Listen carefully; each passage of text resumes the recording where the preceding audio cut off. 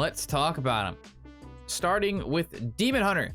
We have Ash Fallen. He's best played when you discover him off the studies.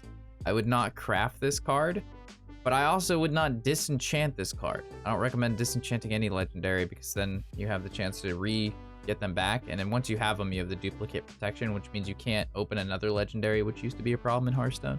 So I wouldn't craft him, unfortunately. He's better off just randomly generating off studies.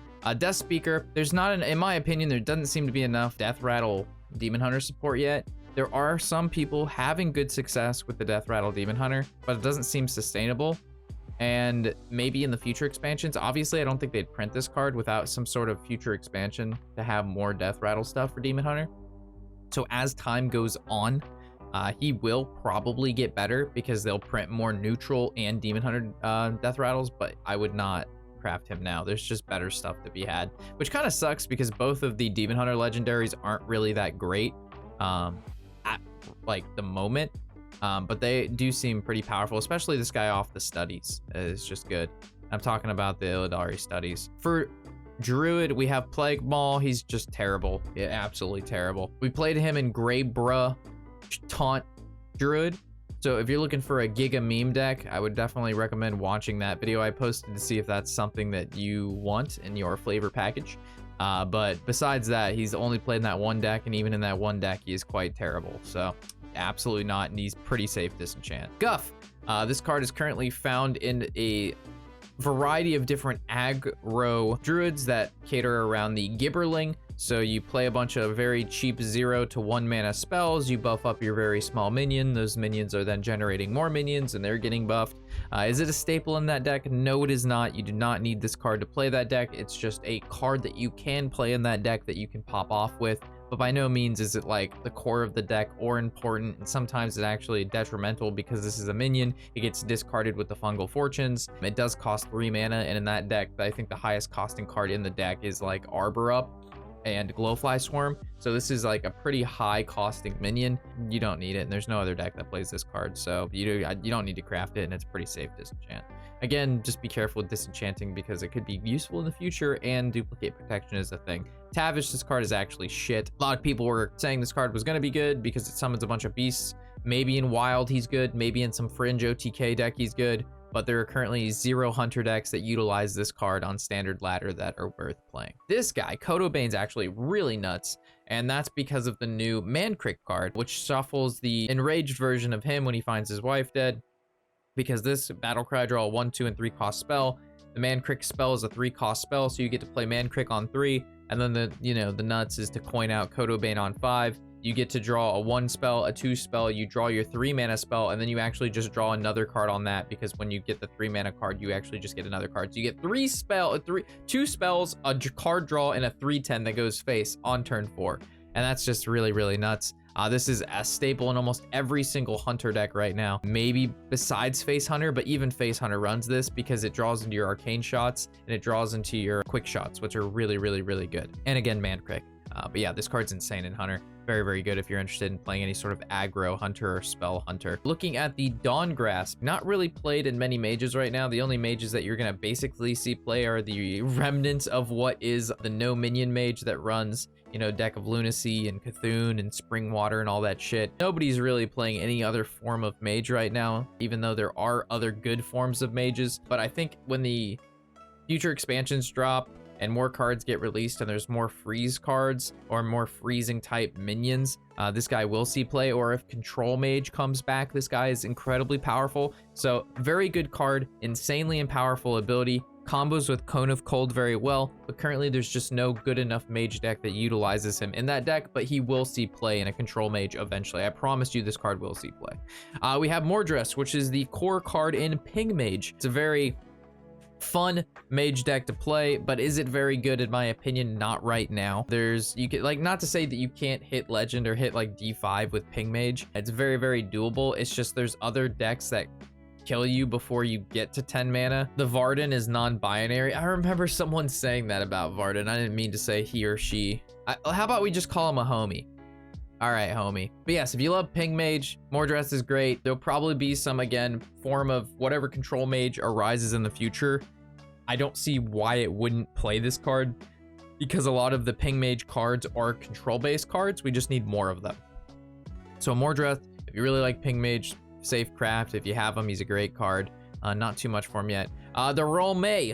This card's insane. She's nuts. She's played in basically every single form of Paladin deck you could play. Every Paladin decks run holy spells, and she reduces holy spells, and she kills a minion, and she has Rush, and she has Divine Shield. So, like, there's no reason not to play this card. This card is nuts. Cannon Master. Everybody was saying this card was going to be giga good, and he is quite nice. I'm sure he's good in Wild, but I don't play Wild. I play Standard, and currently no one plays him in Standard because there's just better cards you can play. Most of the time, the Paladin games don't even get till turn 5. Plus, you have to have Secret. So the fact that I think the reason this card is going to see less play now is the fact that the Secret Weapon got nerfed. So now that the Fallen Sword has 2 durability instead of 3, you get 1 less secret out of each weapon. You just don't have the amount of free secrets as you did prior, which is why I don't think this guy sees play in that Secret Paladin build that you see on ladder right now. Not to say that you can't play him in that deck and he will not perform well. There's just better variations of that deck that do not play this card. Bloodfeather, she's trash. Absolutely trash. You do not need her. You do not. She's played in 0 decks and she's bad. This card, one of the best priest cards in the deck right now, and is exceedingly powerful. She's a 4-mana 4/4 battlecry. If you restored health this turn, deal that much to all enemy minions. The fact that she does it to all enemy minions and not the whole board state makes her significantly better than Soul Priest. There's great healing for Priest, whether it's Desperate Prayer, Flash Heal, Renew, Apotheosis. The Priest does Priest things, and Priest things are annoying. They heal a ton, and they kill all your shit, and they generate more shit and kill your shit with that shit. So she's really, really, really good in Priest. If you like Priest, she's played in every Priest deck. We have the Rogue. We have the new Helbrim. Not a lot of people have played with this card. I actually doubt. I would be surprised if 2% of the entire Hearthstone community even played this card or tried this card yet. He's pretty nice in Poison Rogue. Unfortunately, he's a little too slow because you can just run Wand Maker, and Wand Maker generates you a 1-mana spell. And there are a ton of 1-mana poison spells. So for half the cost as this guy and roughly the same stats, you get to do exactly the same thing as him. So until that card rotates out, or there's more poisons, or you just want to have fun, this card's cool, but by no means do you need this card, and by no means is it a staple in literally any deck. And then even in Shank Rogue, the weapon rogue, this card would only see play in. It still doesn't see play in. Cutter Butter, overrated a ton. So many people were saying this card is nuts. It currently sees very little play, if 0 play, in almost any rogue deck on ladder right now. The fact that you have to have these other 3-mana, or you don't have to have, but he reduces the cards in your hand by 3. So obviously you don't want to combo this card with 1-mana cards because you were better off just playing the 1-mana cards, seeing what they discover and what they do and how the board state interacts, than playing a 4-mana card and discounting that 1-mana card to 0. So then you need to use this on a 2 or 3-mana card.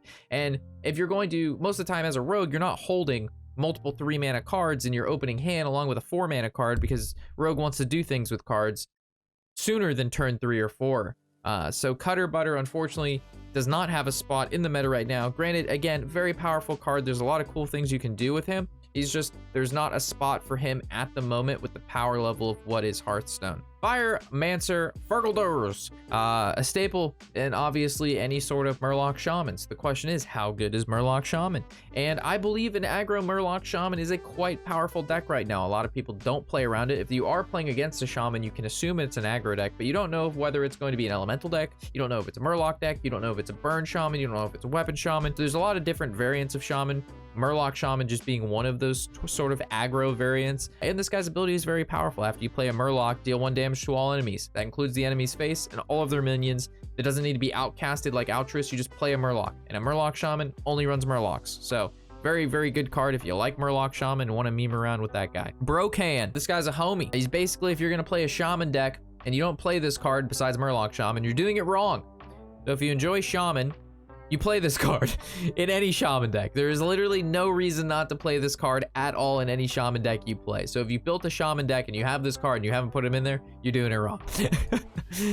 We have Tamsin. She's an absolute staple in almost any sort of control Warlock deck, including the Ticketus Warlock, including the Self-Mill Warlock, including Disrupt Warlock. The only Warlock deck she's not found in is probably Zoo Warlock, just because you don't need her, because Zoo Warlock does about one thing, and that's stats and attacking your opponent in the face. And this card synergizes with utilizing spells and then playing stuff like the Drained Soul, the Siphon Soul, the Soul Shears, any sort of Again, Shadow Spell that you're going to be able to combo with the Tamsin, you're going to be able to make multiple of, and then it costs 0, and then obviously you get substantially more value from it. So very, very good card.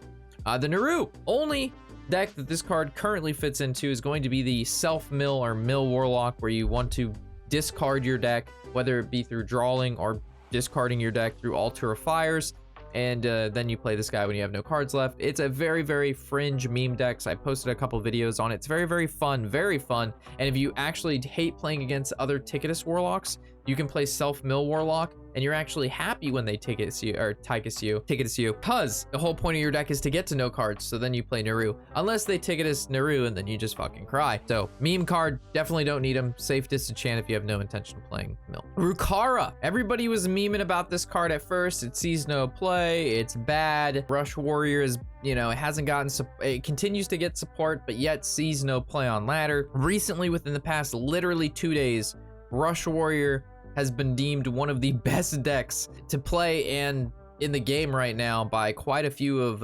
Hearthstone's highest performing players in the GM circuit, and it utilizes cards like this in it to just put beefy boys on the board and then buff them up. She's a really, really good card in that deck, and that deck is apparently doing very well. Multiple people have hit #1 legend with it. Overlord Sourfang. I looked at this card as a fantastic control card upon release. I thought there would be a lot more powerhouse frenzy minions for the control warrior builds. I was thinking it was going to be an awesome archetype. Unfortunately, warrior just doesn't have that many good frenzy minions. It has the Anchorman, but that's only so good. You won't see this card on ladder. Nobody's playing with it. Frenzy warrior isn't really a thing yet. Rush warrior is where everybody's at. And if you do see some other forms of warrior, and it is a control deck, it's going to be the Cthulhu warrior, and it's not going to be this like overlord frenzy draw warrior. So unfortunately at the moment this guy is not very good, but hopefully in the future we can get some more frenzy synergetic cards. But if not, then this guy will die in his grave. Mankrik, this is probably the best neutral legendary guy. Fits into control decks, he fits into mid-range decks, he fits into aggro decks. He is just a very, very good card. Stat wise, a 3-mana 3/4 is good, and his battle cry shuffles basically an enraged version of him into your deck, and then when you draw it, you get a 3/10 minion, and it hits face for 3 that turn. So just an absolutely insane card. Like, this card is nuts. Very, very, very good neutral card. Blizzard gave you the best neutral card for free? They did that for us? They did. Look at that. There he is. Everything I said about crafting this card, disregard everything I said. You get this card absolutely free through the Tavern Pass, which you don't need to purchase, because if you just exist, you get this. Woo! If you start playing Hearthstone after the Tavern Pass and you did not manage to pick up Mankrik, then you do craft this card. Blade Master is apparently free, again, with the Tavern Pass, so you don't need to craft this card unless you want the diamond version of him, which does look pretty good, but it's still kind of weird. I'm not really sold on the diamond cards yet. But either way, Blade Master is a great card, and you get him for free. Poggies. Kazakus. This is a neutral card that a lot of people are trying to fit into a variety of different classes, a ton of different builds, whether it's a control deck, a mid-range deck, or an aggro deck right now. You're seeing this card being tampered with and played with a lot. In my opinion, he fits in some of those decks, but not all of those decks. And he's really, really good if one of those decks is one that you want to craft. He's just being thrown into a lot of different classes that don't have great 4-mana cards. And as the future expansions come out, as we get more mini sets, Kazakus, in my opinion, will get worse because we'll get more 4-mana cards to fill in those slots. I think the power level of this card is shining so heavily right now, and that's because we just got a rotation and we have the smallest pool of cards that we're going to have for the next 2 years in the collection, right? So in a year from now, our collection is going to be significantly bigger because we're going to have 2 more expansions and 2 more mini sets on top of what we have now, meaning there's a bigger pool of 4-drops to pick from, and maybe Kazakus at that point isn't really that great. But because of our collection size, where we are in the rotation, and the amount of cards that we have at 4 mana, this is an awesome pick for you. It's an awesome pick for a variety of different decks, and it adds a lot of flavor to them. So as of now, he's a good pick, but I think once about like a year now, I don't think this card will be as good. Shadowhunter Vol'jin, you should have been able to get this card for free if you were playing Hearthstone when the event of Forge in the Barrens was coming. You didn't manage to get this card for free. Not really a staple in any deck right now. He was there for a little bit just because he had a really powerful ability and he was a disruptive card for either you or your opponent, and you played him in like Big Shaman and Big Warrior to cheat out some minions. But right now, he's really not that important. He's kind of a meta-dependent card. He's a cool card, but definitely not needed.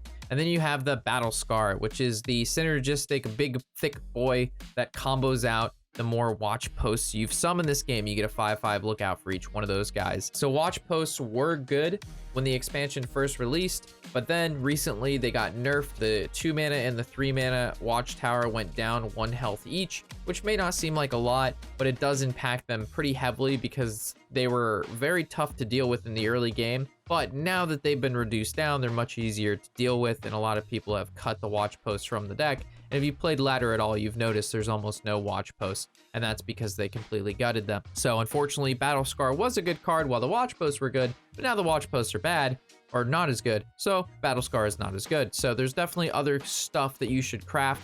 But the good news about the Battle Scar and the Watch Post is they're neutral cards. So if you have a very thin collection and you don't have a lot of dust to spend, but you want to be able to fill your deck up with Watch Posts because they are relatively cheap cards, you can still play the Watch Posts in every one of your decks and throw Battle Scar in there. And it's a nice early mid-game package with a late-game swing. So again, fantastic budget option for you players out there wanting to be able to fill up some of your decks with stuff that is just good, but may not be as powerful as what it was a couple weeks ago. What I like to do, Danny, is I want to give information about the card, where it stands in the meta right now, what it synergizes with, the decks that it fits into, and how it's performing. From there, after I give you that information, you look at your situation and go, okay, is this a card that I want to keep or do I not want to keep it? I don't like telling people what to do. I want to give you what I know and what I see, and then you can use that information to make a decision, right?